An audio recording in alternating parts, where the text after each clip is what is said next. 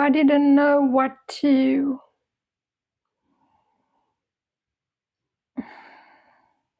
give you. I thought I always talk about insight practice, or how to, that one has to first develop samadhi, concentration, tranquility, serenity, and then go to insight practice or wisdom practice, understanding practice.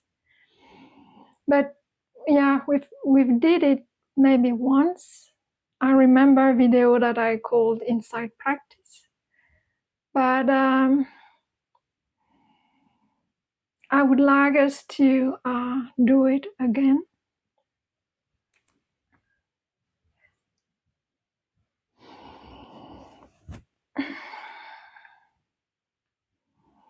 Why is that? So this is not the practice that people prefer. Yeah.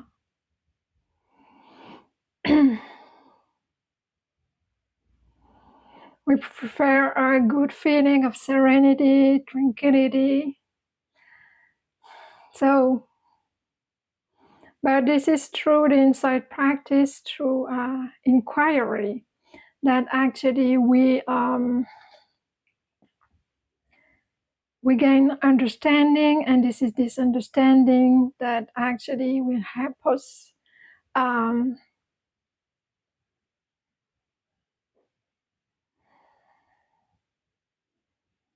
to free ourselves, I would say. This is the liberating practice.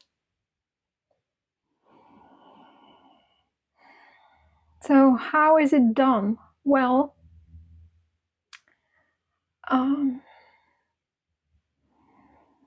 there is a first part when you, for about 20 minutes, you use the breath as an anchor, and to calm the mind down. And then for the rest of the practice, depending on how long you've decided to sit, then you go into the body, and you put attention to everything that calls your attention into the body. And when you feel a tactile sensations, you make a mental note from touch. When it's a taste in the mouth, you make the mental note tasting.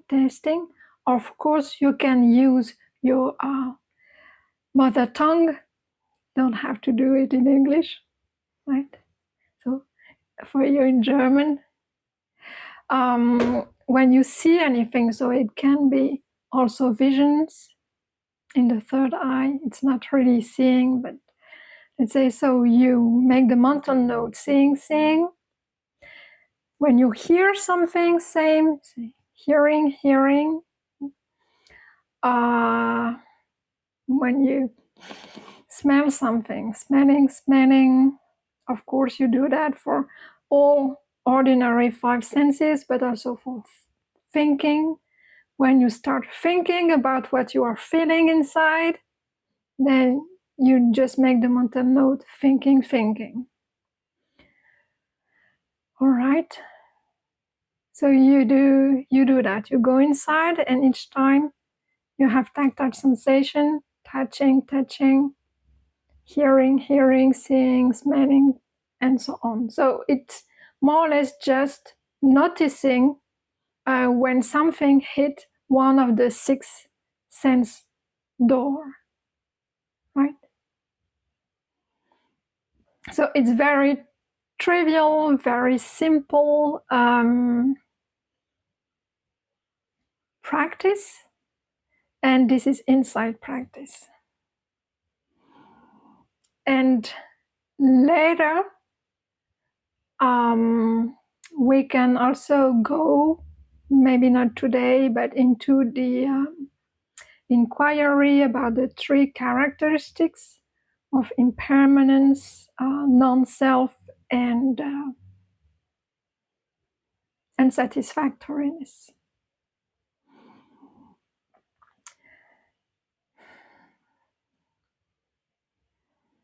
So I have to give you somehow a taste of where we are going.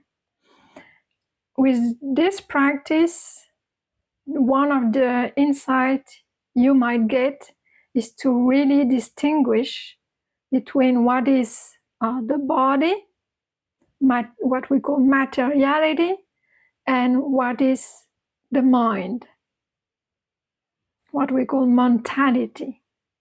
So this practice might lead you to the insight to really distinguish between mind and matter. So you will then have a, let's say, clear view of what is the body, the sixth sense door, and when you think about the body. And then the next step would be then when you think about the body, then look at the 3 characteristics. So normally in the Buddha's teachings, there are 3 pillars. So I repeat again, it's morality, it's concentration, calming the mind, make it clear enough in order to go to understanding, right? And understandings means having this kind of insight. So this is very simple explanation. Another maybe kind of instruction.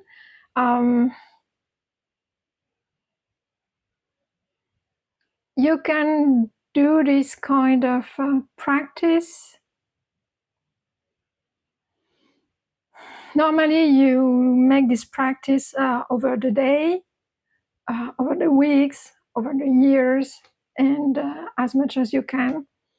But be sure that your mind is quite stable beforehand. So you have to balance concentration, samadhi, and insight practice. There are schools where they only do insight practice.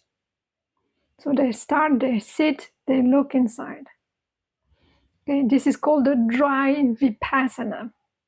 But what is interesting is that when you do this dry insight practice, it brings you to concentration. And concentration can actually also brings insight. So for me, the boundary between the 2 is not that sharp, but some schools like to make it very sharp and separate. They also call it the 2 vehicles, I think, something like this, but I don't know about that. Before we start, I would like to say that I'm living nearby a park, and it's currently lots of celebrations because it's summertime, and almost every weekend there are kind of music concerts and people talking in microphone. So you might hear that. Very good. It will, if you hear some music or things like this, hearing. So why do we do that? Because there will be a moment when there is hearing, and when the mind starts to want to do things about that, it will start to think about what you are hearing, actually. So, and it's interesting to make to really observe when there is hearing, it's just the sound hitting the ear. And when you start to think about what you are hearing and even how much you can construct an inner narrative around that.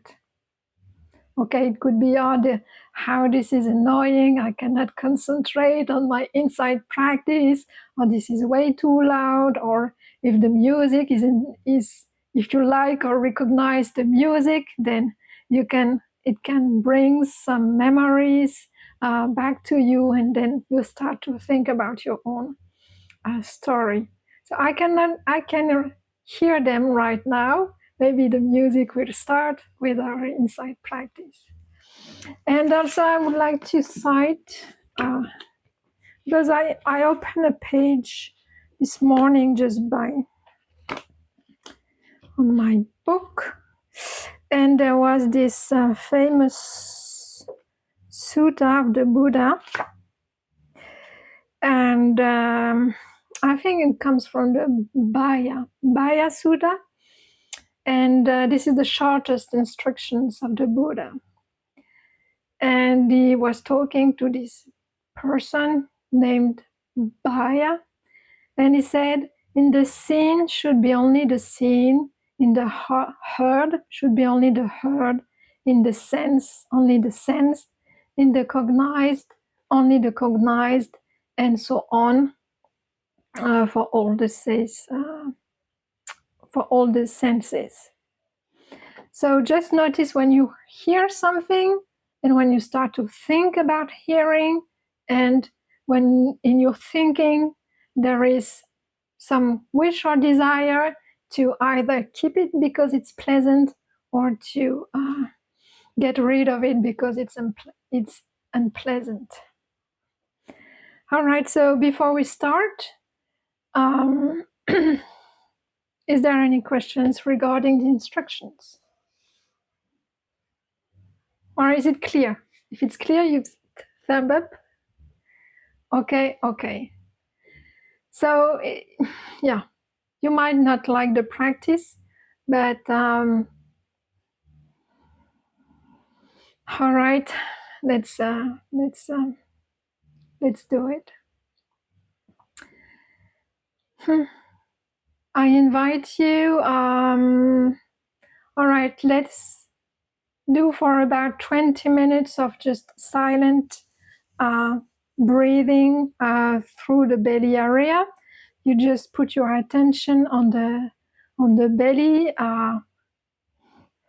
swelling out and decreasing. So just the movement of the belly, you just watch for about 20 minutes. And then if I have an eye on the clock, I will tell you then to go to the Insight practice. All right, let's do it.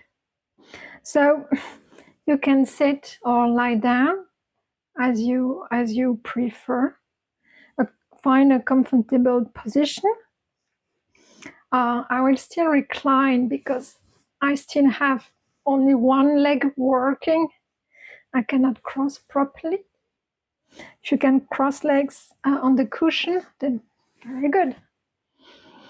Or if you can also sit. So the Insight practice asks you to be quite alert. So better not to recline on the chair unless you have some kind of disability.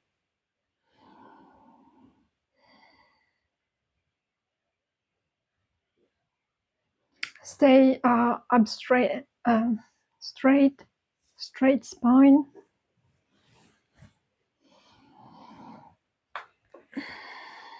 Or you can also do it lying down.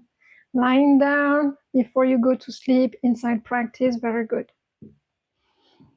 It might keep you awake though, because it might be very energizing. All right, so I invite you to close your eyes, and for the next 20 minutes, just watching the breath.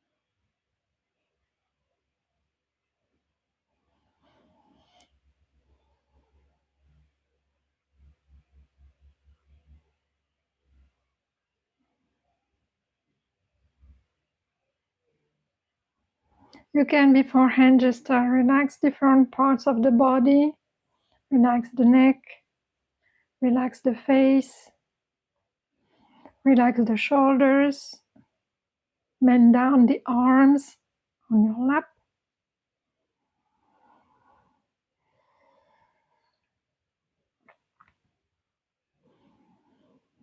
Relax the torso, the chest. Relax the diaphragm, goes down, hanging down. One can relax the belly, the abdominal muscles.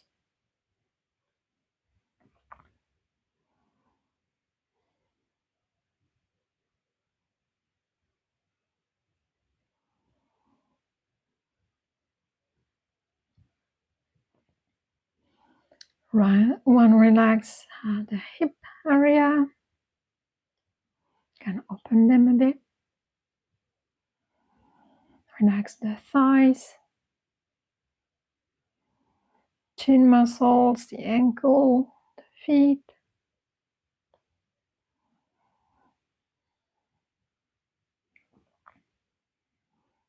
Feeling the sitting bone on a chair or the cushion.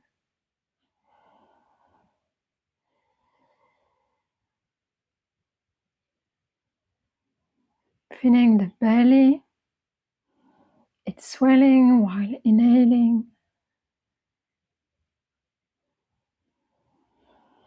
And the release of the exhalation. And can watch, stay there. There is nothing to achieve, just enjoying this movement,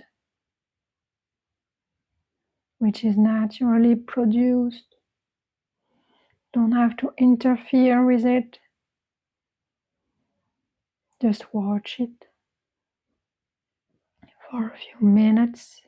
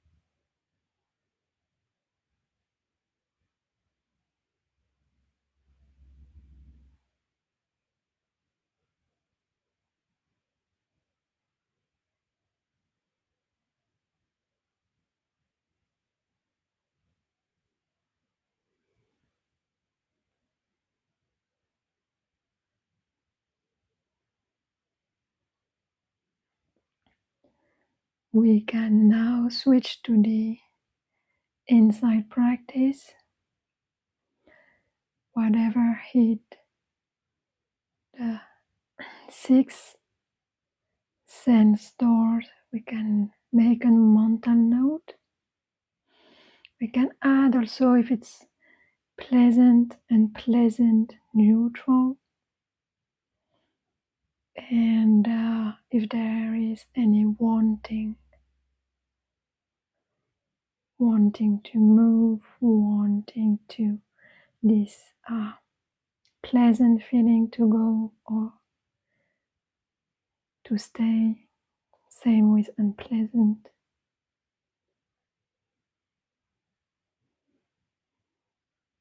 Just notice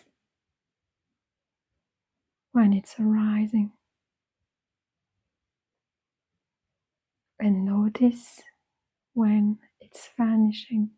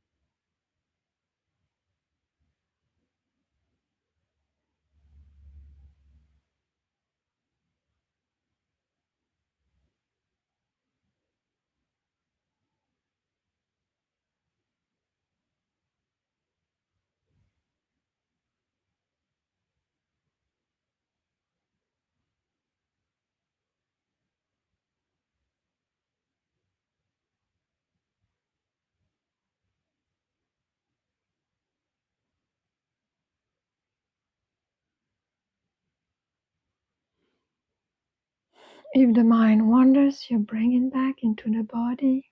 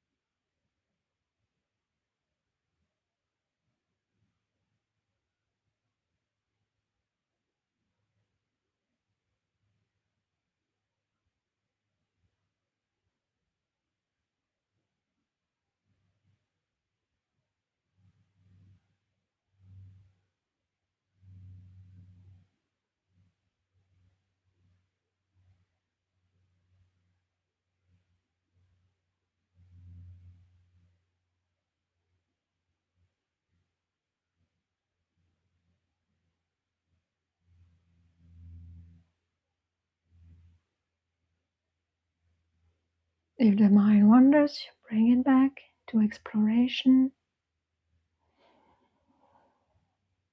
and noticing what's happening.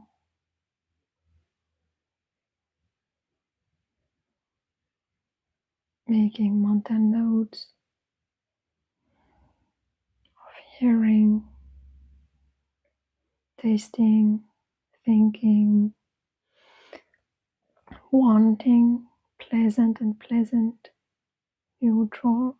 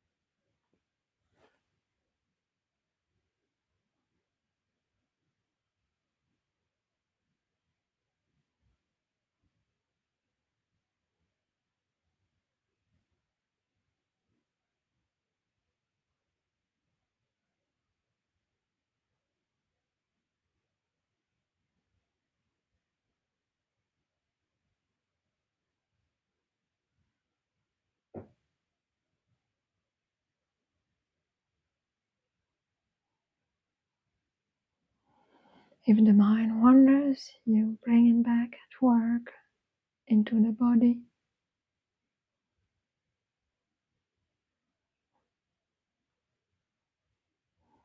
Watching whatever arises and noticing.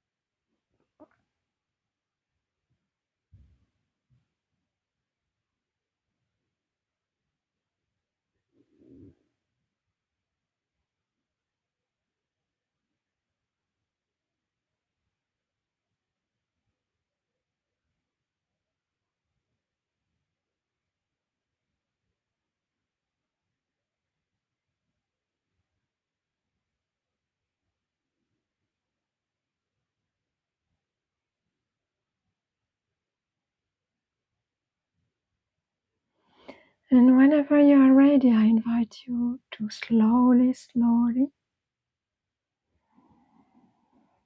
come out of the meditation practice. Do not rush, take your time. When you feel ready, you can start moving a bit the body and open the eyes.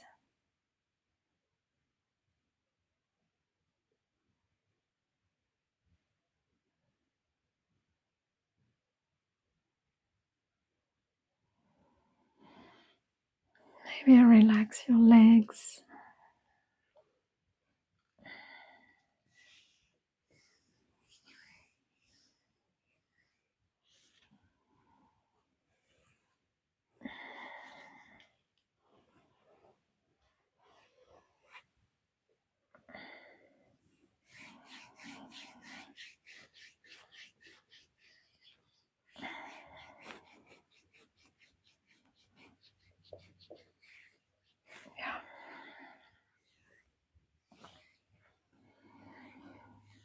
So thank you for your practice. I made it very short. So usually it's a 1 hour sitting, typically in retreats. And we take, I don't know, between 10 to 20 minutes to calm down the mind and then do the insight practice for the rest of the hour. 40 minutes. It might seem quite long in comparison with serenity, tranquility practice.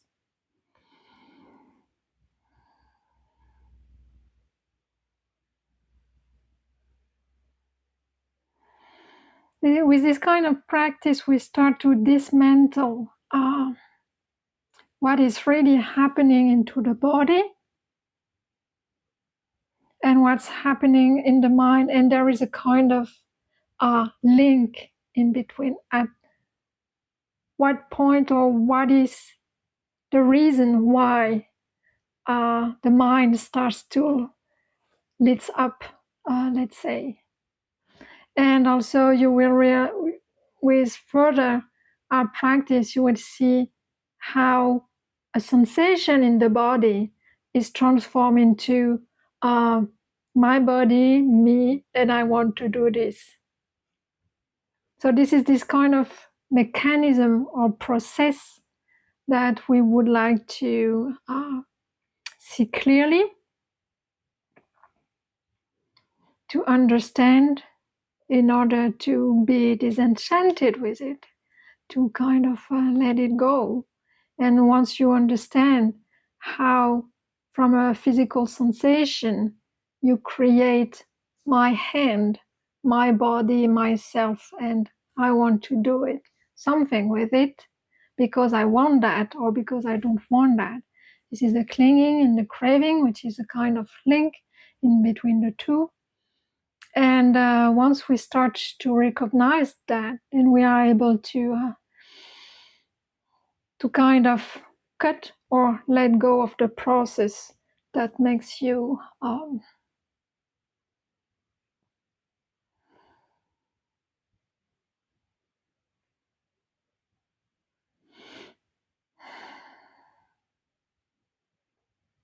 that propels you into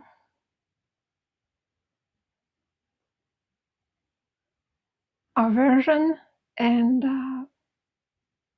greed, let's say. So this is why we do this kind of practice. There are different insights we can keep from that at different levels.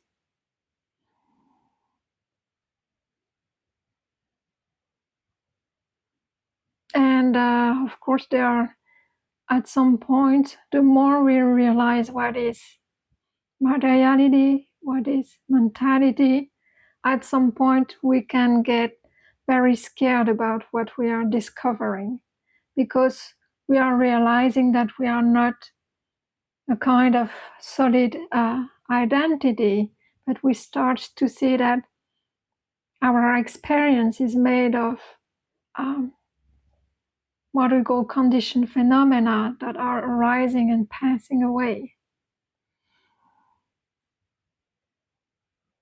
And that we are not that solid at all. So it can be very scary if it happens, and then something strange is happening to you, or the insights looks questionable or disturbing. Then you call me or you write to me, and then we can discuss that. It's quite normal byproducts of this kind of practice, right? Okay. So is there any question? I'm looking at everyone who has practiced today. Is there any kind of question or comments? I'm not sure about what's the difference between the belly breathing and then I think when I do the breathing, I'm inside, and what is the difference between the belly breathing and the inside breath? Okay, so the question is, what is the difference between belly breathing and being inside of the body, right? Yeah, okay. There is no difference. You can also use just the belly as noticing the tactile sensations. But when I say inside, that you do not stay on the belly breathing, you open a little bit your awareness to see if there are other areas calling, actually. So, for example, you can have a pain in the hips, and you can notice that the mind goes there, and then you say, okay, you will start to feel the pain, so you can notice mentally pain, and then at some point, if it comes stronger, then the mind will most probably start to react, right? Or then you hear something, and then you are in the hip, and then suddenly there is a sound, and you notice that your attention goes there, right? And see, hearing, and you start to think about what you are hearing, and then you notice thinking, and then you wait a bit, and you will see that your attention will go somewhere else again. So it's still, we can define it's inside, but it's more spread through the entire body and all the senses. Although you're right, when we stay with the breathing, then of course we can also use the tactile sensations and the rising and ceasing of the breathing as inside practice, of course. Yes, so there is no difference. Okay, thank you. But I think it's a good practice with six senses. Yeah, yeah. It works. I have a techno. I'm sorry.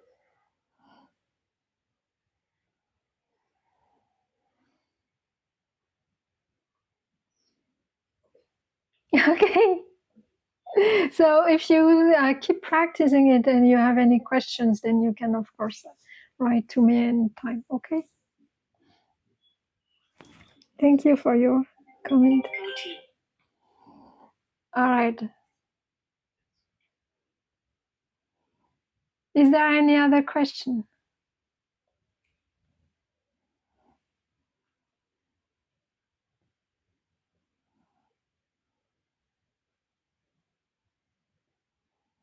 Then if not, we can close the session here. Do you have a question, Margit? No? Because you're... There's a lot of coming up, but I think Andrea asked a part of it. Yeah, I just realized that the consideration of the meditation is the body first, or sometimes the mind, or is the mind first there and evokes some emotion or some pain, or nothing of it. So what I realized with my shoulder, it's completely gone, and that's very interesting. For me, it's a little wonder because my thoughts get clearer, and that's present. So if my mind is clear and positive, it swings somehow in the body and in the feelings, and it gets really better. Yeah, just to say something to Andrea too. Yeah, thank you. Okay, you're welcome. Very good. But yeah, if the mind is also negative, then that's fine too. You have to notice. Okay, do not force positive or negative. Of course, yeah, this has the mind state has an influence on the body, but during this practice, then you do not try to modify the mind state. Okay, you just observe, because of course when you start to think, there is also a feeling associated with the thinking. So either it feels good or not good, but during the practice you try to stay equanimous and do not orientate towards positive mind or negative minds. Okay, not for this kind of practice. But if it has good influence, if you notice already that there is an influence between the mindset and the feeling you have in the body, this is an insight in itself. Yeah. Okay, thank you very much for your practice.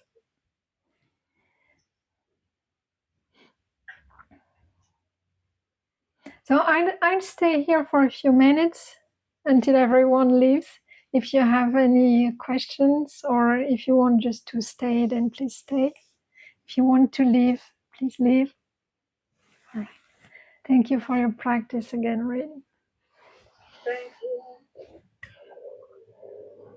See you. Bye bye. Bye bye.